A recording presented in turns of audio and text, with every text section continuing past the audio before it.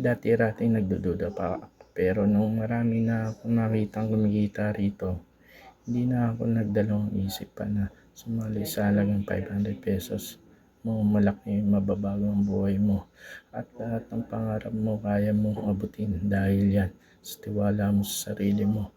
Kasi kahit ano pang sabihin ng mga tao sa paligid ko, isa lang ang nasasabi ko, hindi ako papadala sa mga salita nyo dahil kung wala ang tiwala sa sarili mo, hindi ka para dito sa community na to. Hanggang dyan ka na lang, tuluyan ka pa rin mag-ihirap sa buhay mo.